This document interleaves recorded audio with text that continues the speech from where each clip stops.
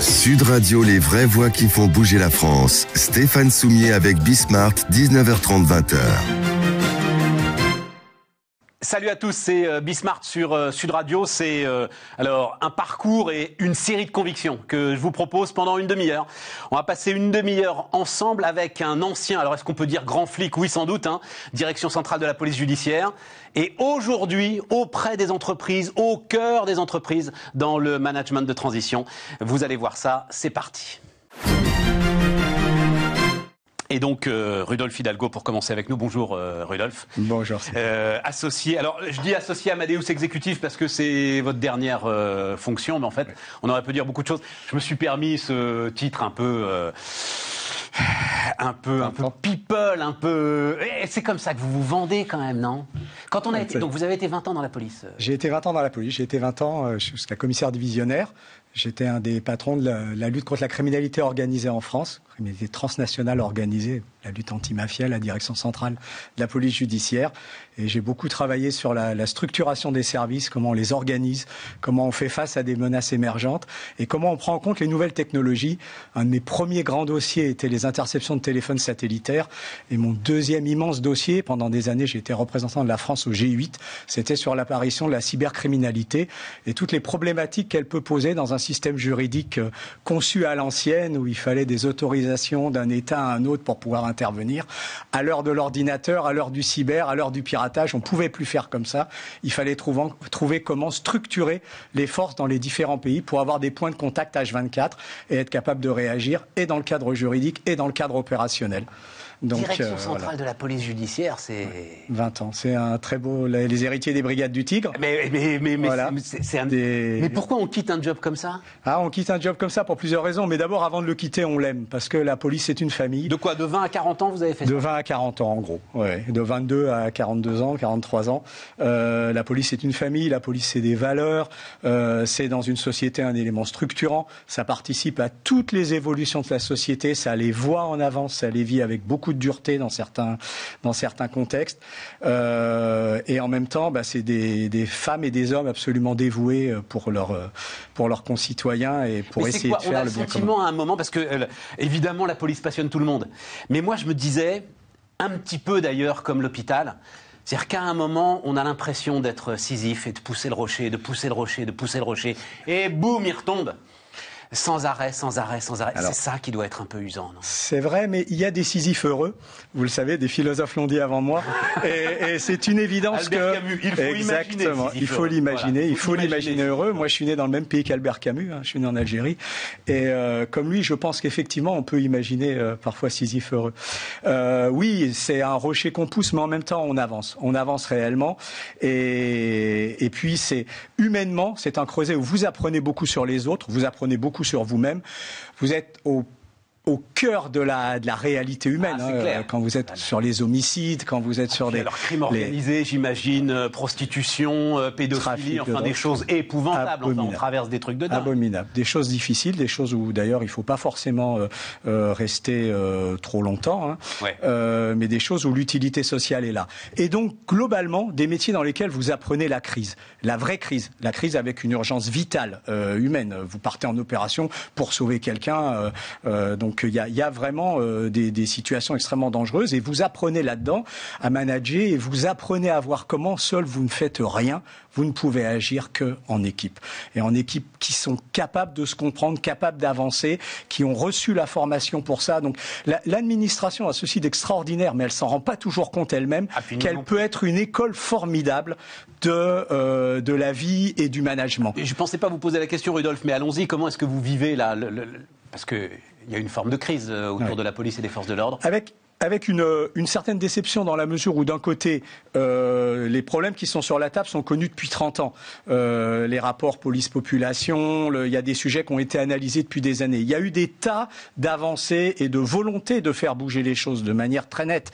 Mais il y a une succession de réformes et c'est la cohérence entre les réformes qui aujourd'hui fait que il manque, si on prend un regard de chef d'entreprise, la casquette que je remettrais volontiers aujourd'hui, celle du dirigeant d'entreprise, c'est de dire mais où est la cohérence de la stratégie? Qu'est-ce qu'on veut? Comment est-ce qu'on veut faire? Or c'est difficile, c'est complexe, mais on ne peut pas changer régulièrement. Les femmes et les hommes, les 250 000 policiers et gendarmes qui en France sont au service de la sécurité ont besoin à la fois de cadre juridique et de stratégie claire et d'un positionnement police-population qui doit évoluer. On ne peut pas seulement dire que le management doit évoluer pour les classes X, Y et Z, mais c'est toute la relation police-population. C'est super intéressant, Rudolf, j'y pensais pas. Il n'y a pas une boîte, en fait, qui survivrait à un changement de directeur général. Quoi, tous les 2 ans ou tous les 3 ans, il y a un nouveau ministre de l'Intérieur. Donc voilà, il n'y a pas une boîte qui survivrait à ça, en fait. Mais la vraie difficulté, vous mettez le doigt sur autre chose, c'est que dans une entreprise, on sait qui est le directeur général. Dans une administration, on connaît le directeur général qui a des fonds,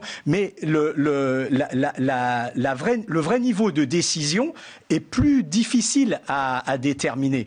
Les décisions peuvent se prendre tout en haut, à l'Élysée, au ministère. Tout à fait. Le ministre est le chef de cette histoire d'État profond, etc. Non. Le ministre est chef de son administration très très clairement, mais le changement ministériel et les changements de stratégie ministérielle font qu'à un moment, c'est difficile de faire de la conduite du changement sur 250 000 fonctionnaires répartis qui plus est en 2 forces.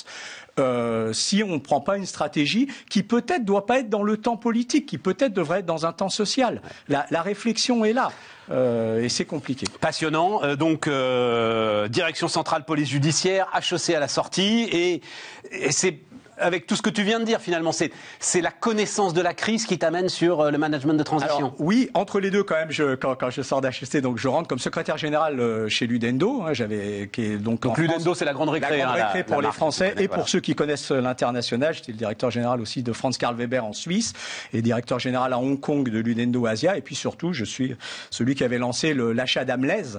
Mais qu'est-ce qui les intéressait à ce moment-là? C'est cette fibre policière qui les intéressait, tes premiers employeurs?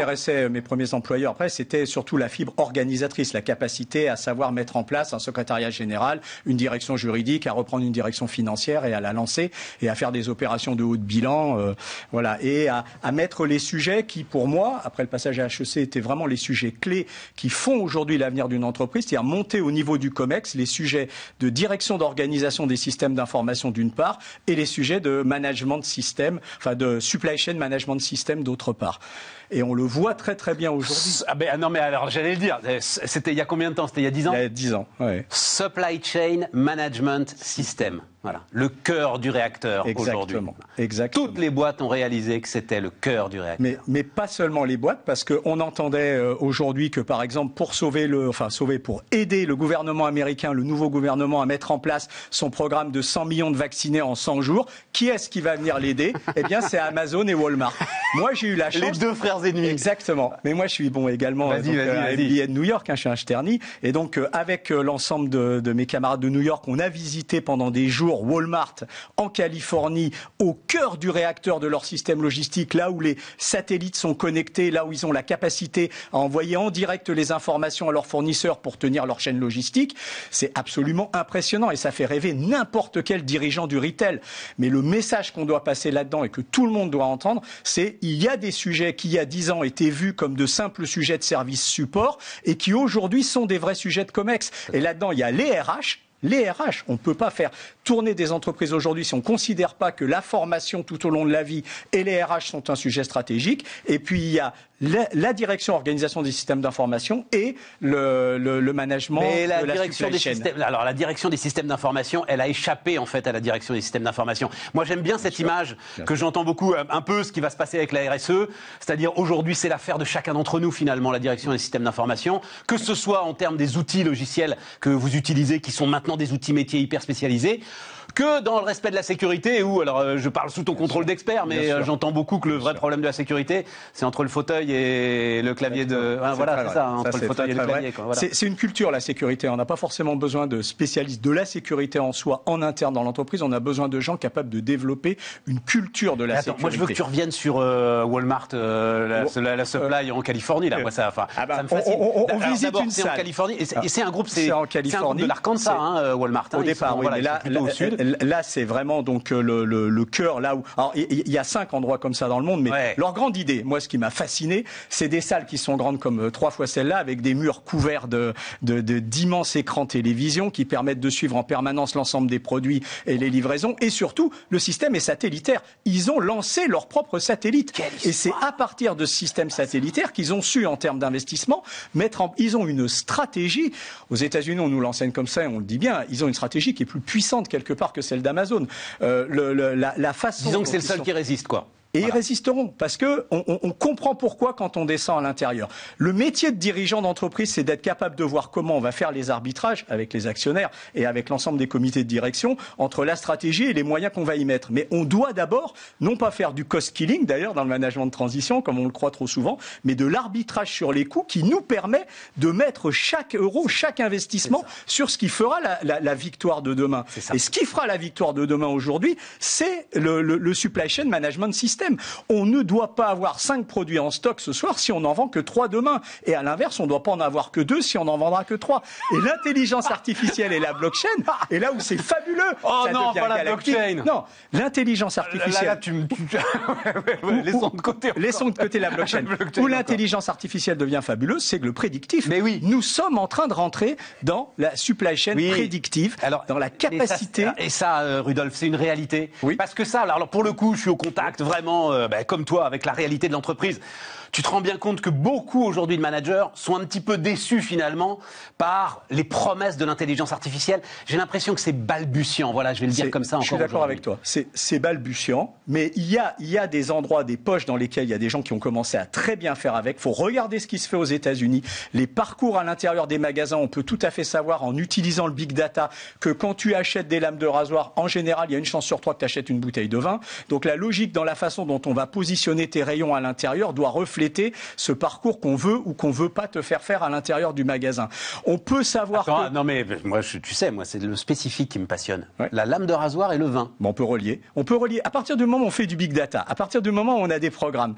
Mais tu verras, ça va être facile puisque là, on sait très bien que les acheteurs de vin sont majoritairement des hommes pour l'instant et ainsi de suite. Mais on peut le faire avec des tas d'autres produits. Tu peux relier. L'avantage du big data, c'est que tu vas pouvoir relier à l'intérieur de la base de données que tu vas constituer des critères. Donc, ce qui devient intéressant, c'est pas la capacité de calcul, c'est l'intelligence des questions posées. Et c'est là qu'on retrouve l'homme ou la femme qui est derrière l'ordinateur. Et c'est là pour les jeunes, et je leur dis, n'acceptez d'aller que dans des entreprises où vous êtes traités pour votre cerveau. Attends, Rudolf, parce que moi, forcément, alors j'y pensais pas non plus à cette autre question, les Carrefour, là. Carrefour aujourd'hui avec... Carrefour, Couche-Tard, tout ça, comment tu... Il y a deux choses. Vu le truc moi, je suis un grand internationaliste. Donc, si je prends une casquette purement française de dirigeant français, je peux comprendre ce que le gouvernement est en train de faire. Si je dois témoigner de mon côté interne, personne ne peut comprendre que Bruno Le Maire, parce qu'il veut être élu. Si je prends ma casquette internationale, c'est incompréhensible. Incompréhensible. Je ne sais pas comment on est noyé de messages de nos camarades de toutes les universités du monde entier et de tous les gens qu'on connaît dans toutes les boîtes. Personne ne comprend cette position. Ça, c'est sûr que c'est difficile à expliquer. Noyé de messages. Ah oui, ça a été une très... Donc ça va nous mettre une claque à l'international. On ne sait pas comment ça va réagir derrière, mais il y a un avant et un après. Il y a un avant et un après parce que c'était pas évident. Il y a des domaines où c'est évident. Quand on touche à la défense ou à d'autres, c'était évident. Il y a des domaines où c'est moins évident. Le gouvernement a raison, c'est le premier employeur de France d'un côté et c'est aussi indirectement, ils ont besoin, les entreprises actuellement ont besoin de l'État, donc ça peut se discuter. Mais la responsabilité, paradoxalement, que prend le gouvernement, qu'est-ce qu'on fait si dans 3 ans Carrefour va plus mal? Qui est responsable? Ceux qui ont décidé d'aller vers l'opération ou ceux qui ont décidé de pas aller vers l'opération? C'est un sujet extrêmement compliqué. Ceux qui ont décidé de pas aller vers l'opération. On connaît en droit des entreprises la responsabilité du dirigeant, on connaît la responsabilité de l'actionnaire. Quelle est la responsabilité de l'État sur une opération? C'est difficile. En plus, ça a matérialisé le fait que Carrefour était sur le marché, d'une manière ou d'une autre, sans pouvoir aller au bout de l'opération. Avec toute et ça a donné une image sur laquelle, mais je pense que le président de la République l'a compris, et d'ailleurs il s'y employait vis-à-vis des grands intervenants étrangers, mais c'est vrai que ça a envoyé une image, un signal, pour prendre la théorie du signal, ça a envoyé un signal compliqué compliqué. Ça, comme tu le dis, ça a matérialisé le fait que Carrefour était sur le marché et peut-être même, là je parle vraiment, peut-être même qu'Alexandre Bompard se disait qu'il était au bout de ce qu'il pouvait faire en termes de potentiel de réforme, de potentiel de mise en tension de l'ensemble de ce grand groupe. Attends, parce qu'il nous reste 2 minutes, tout ça est absolument passionnant. Si j'avais su, on serait resté 1 heure, mais bon voilà. Mais tu reviendras et on reparlera 1 heure. Il y a quand même la question que je me posais au départ, moi, mais il nous reste 3 minutes. Manager de transition, je me dis, là on va sortir à un moment quand même de cette histoire. Tous, on sera dans un état compliqué. Et donc chacun finalement doit être son manager de transition. Donc moi je voulais 3 points clés. Allez, 3 points clés quand tu débarques dans une boîte, manager de transition, que les chefs d'entreprise doivent avoir en tête à ne pas rater pour pas rater la relance. Oui, mais dans ton idée, tu parles de l'idée où le manager reste en place. Ouais. Si c'est ce qui est, mais enfin, on en a des collections, des patrons de PME qui vont rester en place, et qui n'ont surtout pas démérités, parce que la crise, quand on est à zéro donc là, de ils vont rassembler leurs équipes. Personne ne sait faire. Il va falloir qu'ils leur disent. Moi, je pense que la première des choses, de toute façon, et tous les patrons le sont par construction, c'est que nous sommes des passeurs d'optimisme. Mais cet optimisme, il doit être raisonné. Donc, on doit montrer comment on le construit. La difficulté dans la crise, c'est de savoir redonner une vision. Si on n'est pas capable de dire où on va, pourquoi on y va, comment on y va, c'est 3 questions simples, mais elles résument en elles-mêmes toute la stratégie. Où on va, pourquoi on y va, comment on y va. Et à partir de là, on associe tout le monde à l'intérieur, parce qu'on dit il y avait un avant, il y a un après. Tout le monde a compris que les entreprises peuvent être mortelles. Debenhams se ferme 12 000 postes en Angleterre aujourd'hui. Je ne sais pas ce que c'est, Debenhams. C'est une sorte de galerie Lafayette anglais, en quelque sorte. 12 000 postes au tapis. Donc, on sait que les entreprises sont mortelles, on le voit bien. Les mesures qu'a pris le gouvernement font qu'on est aujourd'hui dans des entreprises zombies, qui ont la capacité à passer à travers la crise, mais sans refaire les investissements nécessaires à demain. Donc, comment on va faire ces investissements demain?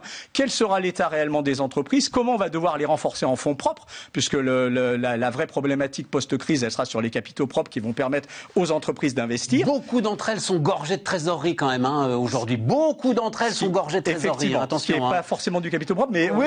Non, ça peut aider à rien investir derrière quand même. Tout à fait. Voilà. Mais c'est là qu'il y a des situations très différentes. Il y a des entreprises qui ont de la trésorerie, il y a des entreprises qui sont proches d'exemple. Le chef d'entreprise, il le sait, cash is king. Il passe de toute façon sa vie avec un œil. Avant, après, ça reste pareil. On garde l'œil sur la trésorerie en quotidien, mais on doit être ce passeur d'optimisme au sens où on doit rassembler tout le monde. Moi, je dis c'est l'innovation qui nous fera avancer. La prise en compte des enjeux galactiques. On a aujourd'hui toute une dimension de l'espace qu'on prenait pas avant. On a toute la dimension de l'intelligence artificielle. On a cet immense réservoir d'intelligence des jeunes générations qui arrivent et qui rejoignent les entreprises et qui nous apportent des connaissances et des savoirs qu'on n'avait pas avant.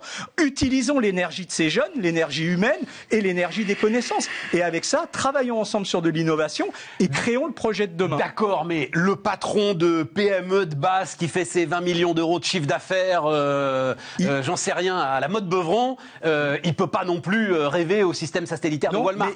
Mais il sait forcément, il l'a vu entre l'avant et l'après, que son métier est impacté par la numérisation. C'est à nous, à travers les programmes fabuleux que fait BPI pour aider les dirigeants d'entreprise à progresser. C'est à l'État de voir aussi comment on peut offrir et aux écoles des formations pour les dirigeants d'entreprise, pour les aider à prendre en compte. Je pense à ça. En t'écoutant, en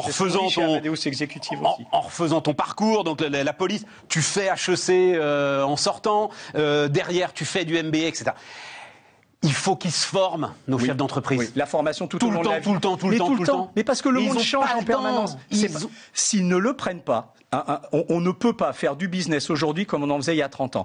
Un chef d'entreprise, il connaît son entreprise, il est dans la verticalité de la connaissance, il connaît pas forcément au bout d'un moment son marché et il connaît pas l'évolution qui est en train de s'y parcourir. Ouais. Et il peut pas comprendre les tendances qu'il peut y avoir à l'extérieur. Et un jour, il peut se retrouver ou avec un produit qui n'est plus adapté, ou le marché a bougé de telle manière qu'il est disrupté. Donc, d'une façon ou d'une autre, il faut, pour les chefs d'entreprise, en direction des chefs d'entreprise, leur donner un espace de formation dans lequel on est capable de leur permettre d'appréhender des connaissances techniques qu'on leur apporte, dans la façon parce que c'est fabuleux de voir la vie d'un entrepreneur qui a réussi à démarrer à 1 euro, 100 euros, 1 million, 2 millions, 20 millions, mais il n'a pas forcément armé pour monter à 50 ou à 100. C'est ça le sujet. C'est là que la France, et c'est là qu'on peut avoir un rôle important. On doit accompagner les salariés, l'employabilité tout au long de la vie. On doit aider les salariés. On doit aider aussi l'ensemble de ces patrons de PME en les aidant à monter en compétences. C'est ce que fait BPI. Il y a un programme qui est extraordinaire là-dessus que j'ai suivi en termes d'information. Regardez comment il le montait. C'est important,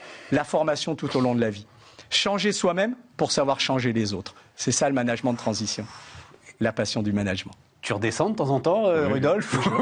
Calme, serein et zen. T'es encore plus à fond que moi, là, pour le coup. Non, bon. Bon, on a fait le tour. Enfin, on a fait le tour. Ce serait compliqué de faire le tour, mais voilà, on en reparlera.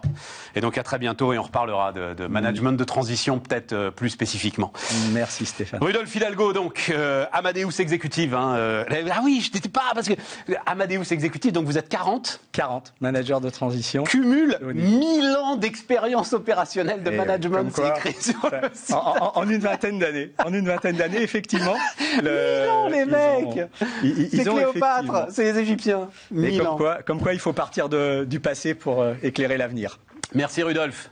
Grand Merci plaisir. Stéphane. Bismart continue.